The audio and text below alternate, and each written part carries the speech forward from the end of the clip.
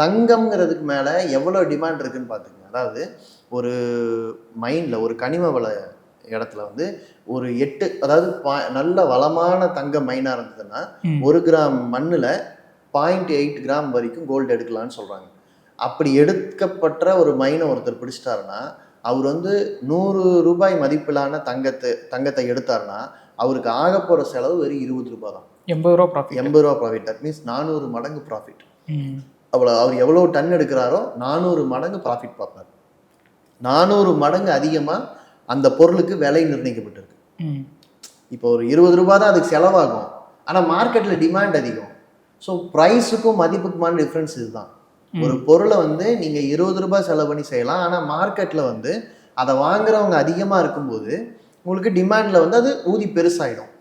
இப்போ ஒரு 20 ரூபா மதிப்பு இருக்கிறத 400 மடங்கு வந்து நீங்கள் கூடுதல் விலை ஆக்கிட்டீங்க. இப்போ மார்க்கெட்டில் வந்து என்ன மாதிரி சாமானிய ஆளும் இருக்கும், பெரிய பெரிய ஆட்களும் இருக்கீங்க. சாமானிய ஆட்கள் 400 மடங்கு அதிக விலையை கொடுத்து அதை வாங்கின பிறகு நீங்கள் அந்த மதிப்பை ஏற்றலாம் இறக்கலாம். ஏன்னா எங்கிட்டிருந்து வாங்கப்பட்ட விலை பல பேரோட லாபமாகுது. அதுதான் நகை கடைக்காரருக்கு வியாபாரம், அதுதான் ஃபியூச்சர் ட்ரேட் பண்ணுறவனுக்கு லாபம், அதுதான் ஒரு அரசுக்கு வரி, அதுதான் ஒரு மைனருக்கும் லாபம். இப்படி ஒவ்வொருத்தருக்கும் இருக்கு இல்லையா, எல்லா லாபமும் கடைசியில் எண்டு கன்சியூமர் மேலே வந்து நிற்கிது.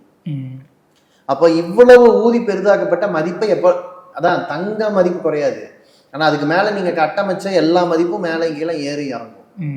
ஸோ இது வந்து சாதாரண மக்களுக்கு புரியணும். நம்ம வந்து இன்வெஸ்ட்மெண்ட் வழி அது அப்படின்னு நினைக்கிறோம்ல, அப்படி இல்லை. அது அதிகபட்சமாக நமக்கு இது எங்கே பயன்படும்னா உடனடியாக கடன் கிடைக்காது. நம்மளை நம்பி யாரும் கடன் கொடுக்க மாட்டாங்க. என் நகையை நம்பிட்டு கொடு அப்படின்னு கேட்குற இடத்துல அது வந்து பயன்படும்.